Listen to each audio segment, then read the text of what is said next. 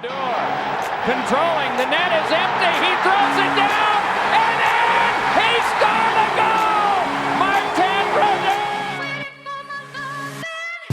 The hockey gods are Red Wing fans too, it appears. The Lightning have done it! They have done it! They have gone back to back! Unbelievable. And we are back for another episode of Shut Your Five Hole and Listen. I'm Stephanie. And I'm Muffy. And this is our final episode of season 2. 2 years. 2 years of this podcast, Muffy. 2 years. It feels like less than that. Like, I don't know why, but... It could be because we took that weird hiatus. It could be the weird hiatus. But, it doesn't feel like we've been doing it that long. Yeah, but, we're going to close it out by talking about the draft and free agency and a few other things. Oh, free agency. Oh, God. Yeah. Get there. But it was, if you were Tampa Bay Lightning fans, we will get to it and we are with you. And it was rough. Mm-hmm. But in exciting news, should we talk about the NHL draft? We should talk about the draft. So the suspected number 1 draft pick, Macklin Celebrini, was, in fact, the number 1 draft pick by the San Jose Sharks. Yes, he was. No real surprises there. No real surprises there. But he does have what I think is kind of a cool story. Since he grew up watching the Sharks, they have photos and videos of him in, Sharks youth programs. It's like, it is really a warm and fuzzy story, and I'm happy for him. I'm happy for the team. I'm happy for their PR department. I'm happy for their PR department. The Sharks really needed something to, lift them up and to top it off. Jumbo Joe Thornton, Mr. San Jose Sharks himself was the one who announced the pick. So I think it's good. With any draft pick, it's going to take time. One pick does not make a team.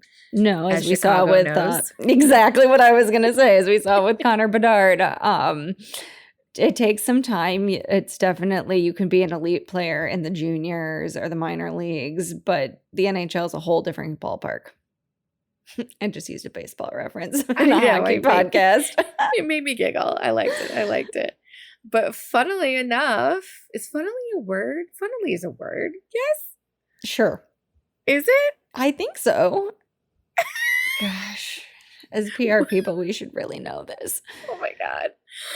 I feel like the number 3 pick was the story. It's so true. Beckett. Do you know how to say his last name? I have no idea, baby.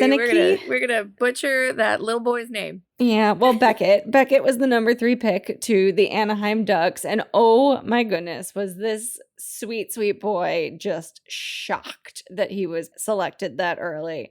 His face said it all. There's even a t-shirt made now that I definitely think we need to invest in because he was blown away. He was. He did not expect to be picked that high. It was a really sweet moment. Mm-hmm. And the draft was really cool this year because it was held in Vegas at the Sphere, and they were broadcasting on the outside of the Sphere too, so you could see what was happening inside the draft from the Vegas Strip. Yeah, I actually did think that was pretty interesting. It was entertaining. I don't normally watch a lot of the draft. As evident by in our last episode when you said, who cares about the draft? Right. This year, I know we talked about how I said last episode, who really cares about the draft, who watches the draft. But it was engaged with it this year. I think they did a really great job with the production value. The Sphere obviously is a great element, but they put on a great television show that was also could be easily chunked down to snackable moments on social. And I ended up watching a lot of it on social and didn't feel like I missed out on any of the spectacle of it all, which is a hard thing to do. And the NHL is not typically known for their high quality, highly entertaining productions. So that was nice. Yeah, it is true. I do think they did a really good job amping it up this year. And I don't know if that's just the fact that they're in Vegas, and Vegas is always bringing the highest quality of content. And if they're going to have it at a venue in Vegas, they're going to want it to be high quality, top class. But I definitely hope to see the NHL continue that. Yeah, and I have to give them credit. The whole year, their big tentpole event, the production value was good. All-Star game was good. So I have high expectations about, for the country thing. The Stadium Series games, the production value on those were great. Mm-hmm. All the outdoor games I thought were great. So keep it up, NHL. More people are watching you than baseball now. So that is true. But should we talk about July 1st? Every hockey fan's least favorite day, the day where you go. Most favorite day, depending on what happens for your team, but not good for us this year. Oh my God. It's always so nerve-wracking, though. It's the day you wake up and go, who the hell is going to be on my team? Who's a restricted free agent? Who's an unrestricted free agent? And yeah, today, but this year, if you were a Tampa Bay Lightning fan. Yeah, there's no one left on the team. Let's start with what happened before July 1st when Sergachev was sent to Utah following his amazing comeback in the playoffs that had us all in tears. And they done him dirty and shipped him off to Utah. And didn't get much. No, Utah definitely got. Return. Yeah, they got the better end of the deal for sure. Sidebar, can we talk about how when the new GM for Utah got up for their draft pick, the entire sphere just booed? Yeah, that was pretty great. That's not just us making it up. People don't like them. No. So yeah, they did Sergey dirty. Oof, not cool. But everyone's sitting there thinking, okay, we gave up Sergachev so we can sign Stamkos, clear up some of that cap space. Then what happens? Jake Kuznetsov gets signed, heads here from Carolina. Big contract, not what anyone was expecting, but clearly where that money went. His name also always reminds me of Schnitzel. It does kind of have that sound. So until I start to like him, his name will be Schnitzel. Not that I don't like him. I'm so upset. I'm so upset at the stammer of it all. Yes, because what happens next is no deal is made with Steven Stamkos, captain of the Tampa Bay Lightning, been on the team for 16 years, has always said he wanted to retire with this team. And JBB, the GM, could not come to a deal with him. And Stamkos left for the Nashville Predators. Stamkos left the building. It's so sad. It's so sad. It is. And we don't have any confirmed numbers, but the rumors that have been going around is that JBB was offering Stammer $3 million. He wanted about $5 million. That's not that big a difference. It's not. It's definitely not when you think about what happened next. There was like a fire sale on the Tampa Bay Lightning. Yeah. We've lost Hayden Fleury, Tyler Mott, Kelvin DeHaan, Anthony Duclair, and Matt Dumbo. Those last two were very upsetting to me. They were very upsetting to me too. We all kind of knew they could be rentals. And I would hazard a guess that if you're the new guys on the team and have some sort of free agency, which means you literally have free agency, not doing a deal with your captain is not a good look. No. And I think there were a handful of other up-and-coming guys that are gone as well. And it's just like, who's left? This is, a lot of teams go through this where the team is completely different after they win a Stanley Cup. That didn't happen with the Lightning. And the Lightning has been one of those organizations where guys want to stay. Like, there's a whole cohort of dudes that have said when they retire, they're coming back to Tampa so they can all live together on the same block. It's just a vibe. They like each other. And this just kind of killed it. It really, we'll see. Yeah, it really did kind of kill it. And I think the other thing that's frustrating here is Stammer had taken kind of that hometown discount on a previous contract extension. So the fact that you want to shortchange him again totally sucks. But I don't know. It makes the whole thing feel like something else had to have gone down that you don't want to keep your franchise player. Or JBB is just not Steve Yzerman. He is not Steve Yzerman, and I would like to point that out of all the people who have said, trust JBB, he had this team win 2 Stanley Cups. He did not. He may have been the GM. His name may be on that Stanley Cup, but that was Steve Yzerman's team built. He built that.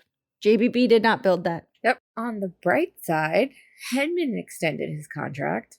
Yes, that is good news because we do like Hedman. I also did read that Stamkos was lobbying for Hedman to be the next captain of the Tampa Bay Lightning. I could see that. I can too. Kucherov is the other alternate captain, and between the two of them, I definitely see Hedman sliding into the role more than Kuch. The only wild card in this is bringing back Ryan McDonough, since he was the captain on the Rangers. That is true, and he was an alternate captain on the Lightning when he was there originally, so that is a very interesting point to bring up. Yeah, so we'll see. I mean, a lot of other stuff happened in free agency, but you guys know we're Tampa Bay Lightning fans, and we got to talk about it. We just had to talk about it. We did. And that was, I mean, really the headline of free agency. There were other big name players who were moved around, but the Stamkos of it all was what shocked the entire hockey world. Yes. Everyone's scratching their head on that one. Yeah. Yeah. Well, in some other off-season news, there have been quite a few websites that help keep fans in the know on stats and specifically salary cap. And these sites are being bought up by teams and totally being dismantled. It's interesting to me that this is happening because, you know, part of the whole why you have a salary cap is to try to maintain some semblance of fair play within the league, because otherwise you're just going to have the big cities have the big marquee players because they're the ones that can afford it, because how any professional sports league works is there is some sort of, you know, revenue sharing to keep basically the big cities keep the small cities moving and grooving. And the cap is supposed to help with competitiveness. And this is just weird. It's just weird that you don't want to keep fans who are actively tracking these things in the loop on. The other thing that's super weird and kind of shady about this is the cap-friendly specific one. So this is the site that most people used and is probably kind of the most well-known. And this was purchased by the Washington Capitals. They have completely shut off the public-facing front of it. But basically, as they were finalizing the agreement, they were talking about how, you know, making this purchase is going to give them a bigger boost in navigating the finances of the game. So basically you're saying, I bought this site so I can see what the other teams are doing from a cap standpoint and maneuver from there. And not that you couldn't do that before when it was a public-facing site. It's just so strange to me that it's like, we now own this. We're not going to let you see it. Right. And it's not like we as fans can't still find this information out. It's all public information. It's just going to take a lot more work. Right. And it's just a strange thing to do. And the strangest thing to me is that the Seattle Mariners, a baseball team, bought one of these. Right. When I first saw that on Instagram, I was sure that somebody made a typo and meant to say Seattle Kraken. And I had to Google it and found legitimate news sources that also said that it was the baseball team who bought the hockey website. Crazy. It's weird. So and weird.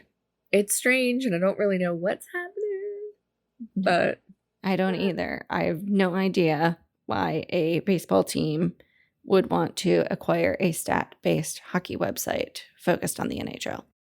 I don't know. The whole thing just seems, it's not giving me good vibes, any of it. No. So in another slap in the face to Arizona hockey. It really not funny. is. It's really not. And it's really not funny. Poor hockey fans in Arizona. On top of losing the Coyotes, the AHL Tucson Roadrunners are moving to Reno, Nevada in 2026 or 2027. And it's all Alex Marullo's fault, the owner of the Coyotes, because he also has the stake in the Roadrunners. And for whatever reason, he's saying peace out to Arizona again. It's just wild. It's so strange. And RIP hockey in Arizona. I'm sorry it's not working out the way hockey in Florida is working out. Yeah. Oh, wow. We really hope someday you get a hockey team back with a owner who actually cares about building the game and actually has money to do so and not making shady deals. And that your cities support you. Because at the end of the day, hockey only works in Tampa and Sunrises because the cities want it there. And it's built up a culture. It took some time, especially in Sunrise, but we're there now. It's true. I mean, it might have not taken as much time if they came up with Vamos Gato sooner, but that's just me. And I think that rounds out our last period one of the season. All right, we are back with period 2, where we talk about the basics and break down the game for you. And this time around, we're going to talk about the rule changes going into effect for the 24-25 season, since those were just passed by the NHL and the NHL Players Association. And once again, they've broken my heart and not removed the trapezoid. Maybe one day, Stephanie. Maybe one day. So dumb. So dumb. I understand. Well, 2 of these I feel like are kind of dumb and whatever, but 2 of them are very interesting. So let's start out with the coaches challenge. So currently we have coaches challenges for offsides. If there's a goal that happens and the coach thinks that the play was offsides, they can challenge that to get the goal removed. You can also do it for goaltender interference. If you're wrong with your challenge, you're assessed a penalty. Well, now they're adding in a coach's challenge for having the puck go out of play. So if there's a delay of game penalty that happens and the puck goes over the glass, this could also be a coach's challenge if they don't think that their player knocked it off over the glass. So this will only apply to the delay of game penalties when the puck is determined to have been deflected off a player, stick, glass, or the boards, and not a judgment call of how the puck left the defensive zone. And this is the part that fascinates me. In the event of a failed challenge, a second 2-minute minor penalty will be assessed. So you will have the 2-minute minor for delay of game, and you will have the 2-minute minor for a failed coach's challenge, which means you will automatically have a 5-on-3 happening for 2 full minutes. Which to me, that almost negates the ability to have the coach's challenge. Because the whole delay of game when the puck comes out of the defensive zone was because so many players were doing it on purpose that they needed to have a penalty. So it's, in some ways, some of these things are a bit subjective. But I guess on the flip side, there's so many cameras now and they have so much footage. I don't know. If I already got a 2-minute penalty, I wouldn't risk getting essentially a double minor. Right. Not essentially, it is a double minor. You have to be extremely confident that it was not one of your players who hit the puck out of the zone or over the glass or whatever the delay of game call is. I don't see this being much of a problem, though, because a lot of the time the rule changes address something that's happening, where this one, to me, felt like, are we having that happen too much, or that, like, the wrong team's getting called for it? I suspect, because this is the NHL and the Players Association, I suspect that the players brought it to the table that they feel like this was being called too much. And the concession was, well, your coach can challenge it, but if you're wrong, we're going to extra punish you. Yeah. I don't know. It's weird because the clause seems to cancel out the change. Yeah. So Well, continuing down the list in the rule book, we now have updated rule for line changes when the net is dislodged. A defensive team cannot make a line change in the event its goaltender accidentally dislodges the net. I'm calling this the Shesterkin rule. Could be. Could be. He's the only goalie that I really have seen on multiple occasions where I have felt like he has dislodged his own net to help his own players who may or may not be tired. It's possible. The next one is a face-off procedure, and this one is following an icing. The offensive center also now will receive one warning, same as the defensive player, for a face-off violation.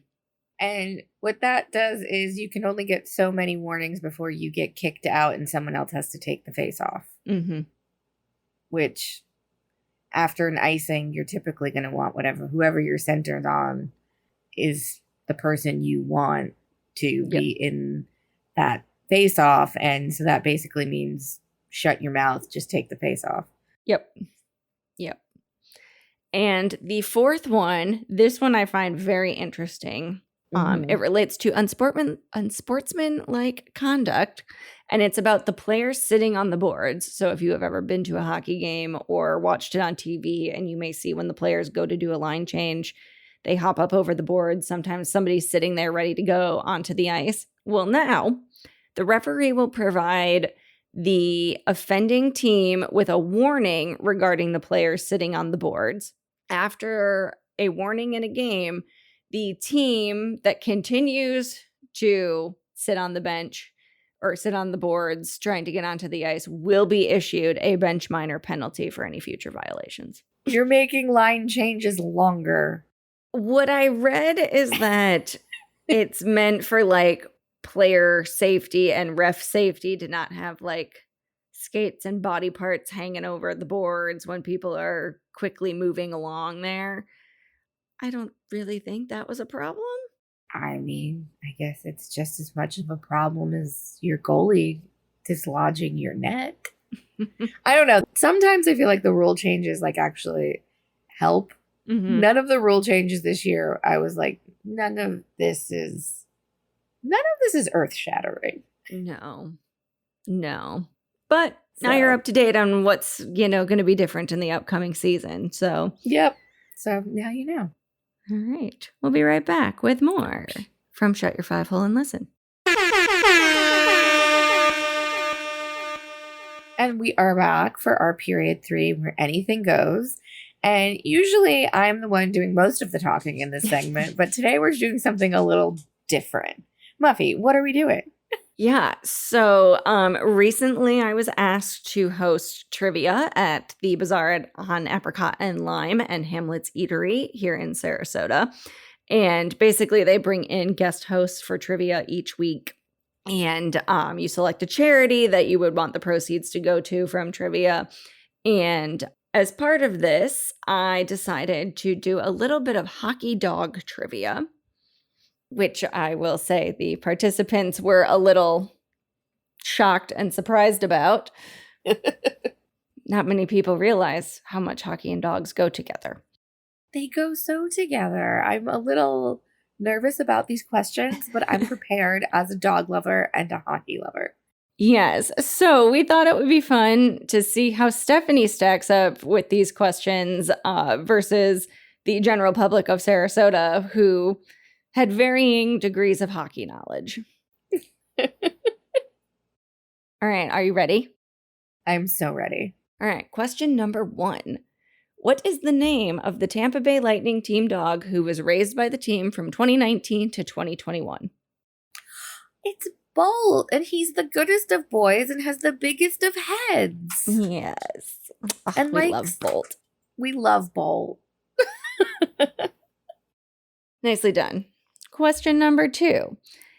In 1984, the Calgary Flames were the first NHL team to introduce a mascot, a Siberian Husky who greets fans at the arena. What's his name? I have no idea. It is Harvey the Hound. Harvey the Hound. I feel like I should know that.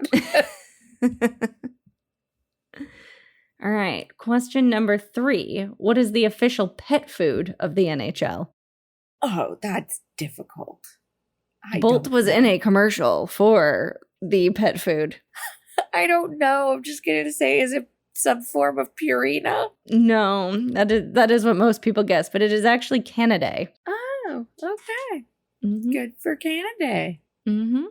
All right, question number 4. This year, the NHL and Petco hosted the first ever Stanley Pup Championships, which featured 16 dogs representing the 16 teams that made the Stanley Cup playoffs.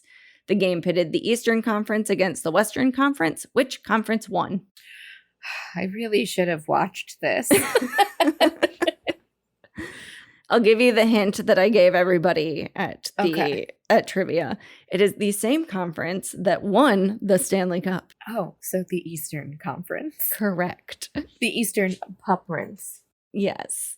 All right, number 5. Marc-Andre Fleury was named after which hockey player? Marc-Andre Fleury, pour one out. I was going to say, I might make you cry now. R.I.P. Bark, R.I.P. Deke's pretty cool, though. He is pretty cool. All right, number 6. Which NHL team was the first to add a service dog in training as their team dog? I have no idea. Ottawa? No, I don't even think Ottawa's had a team dog. Damn it. It is the New York Rangers. Damn it, in my head, I went New York Rangers, and then I said, that's too obvious. Well, you would have been right. His name was Ranger. He was part of Blue Path, a nonprofit that trains companion dogs for children with autism. I just learned that Max Domi has a service dog. I had no idea. I had no idea either. Yeah, apparently he has type 1 diabetes, and he has a dog that alerts him when his blood sugar is low. Yes, diabetes sniffing dogs are amazing. I was like, I love that one of the biggest bruisers in the NHL has a pup to help him stay healthy. That's so cool. It is very cool. Okay, all right. What's my next question? Number 7. There are 32 teams in the NHL. How many teams have or have had a team dog? 28. You went real high on that. It's 13. Oh. They all should. They really should. They really should. All right. Which Canadian hockey team hosted a skills competition called Pups and Pucks, where their dogs competed against each other? This is annoying because I watched it and I don't remember. Was it the Toronto Maple Leafs? Damn it. It wasn't the Ottawa Senators. I'll give you the hint I gave everybody at trivia, too. They were in the Stanley Cup Finals. Oh, it was Edmonton. Yes. I mean, I thought maybe it was Toronto, because they got to have something that they can rally behind. No, Edmonton. All right, number 9. The Washington Capitals have raised multiple dogs for America's vet dogs. One of them, named Biscuit, even crossed into another sporting event. What event did Biscuit compete in? And Soccer. the hint I gave everyone, what'd you say? Soccer? No. What other sporting event is there for dogs? Racing? That's like the Stanley Pup. Oh, the Puppy Bowl? The Puppy Bowl. Once again, I was about to say football. In my head, though, I meant soccer. But I was like, I should say football because then it's technically right for 2 sports. It's and true. I didn't. It's true. All right, the final question. How many NHL teams have a dog as their in-arena mascot? 6. 2. Puppy was cheating. I got one question right. And it's cool. It's fine. I've met Bold, so I'm cool with You that. got 2 questions right. You knew Marc-Andre Fleury, Fleury and Marc-Andre Fleury. I did. I got 2. Yes. Yeah. That's still an F. Well, the 2 teams that have in-arena mascots that are dogs are the Calgary Flames and the Colorado Avalanche. It seems like there should be so much more. Nope. Well, now I feel bad that giving people such hard questions. No. This was good. It was a lot of fun. I had fun even though I didn't know half of them. I think we ended up with about like 5 or 6 being like the top number of what people got right from this. Again, Good. some of the ones you have a 50-50 chance on, like Eastern Conference or Western Conference. True. Well, Muffy, before we go, I quickly have a very small overtime. Okay. In Go for it. not many, I think 2 of our episodes, we have asked, what do people do in Winnipeg if they are not going to hockey games? And I learned today that Winnipeg has the largest Inuit museum in Canada. That must be one of the things they're doing. So they must be going to the museum.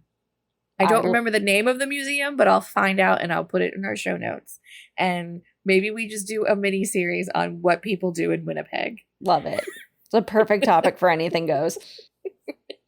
Maybe we go to Winnipeg and we interview people. Like, we have to do market research. Yeah, I think that's a really good idea. Let's like find like a Lightning game or a Devils game or a Detroit game in Winnipeg, and we'll just go.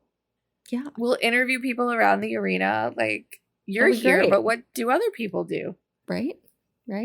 It'll be perfect. All right. And with that, our second season is over. Thank you for listening. It has been a blast. We will be back in September. We'll do some preseason stuff. Mhm. And yeah, have a good summer. Get And your until skills up. then, you can follow us on the social medias. We are on Yes. Facebook, Instagram, Twitter, Threads. We even have a Pinterest page. Just look for 5 Hole Podcast or 5hole_pod on Twitter because, you know, God forbid we get the same handle everywhere. You can also send us an email at shutyour5holepodcast@gmail.com. And again, if you're from Winnipeg, let us know what you're doing. Yes, and in the meantime, share the pod, rate us, review, subscribe, so you know when season 3 is up and ready and back in action. And we'll see you all in September. Until next time. Bye.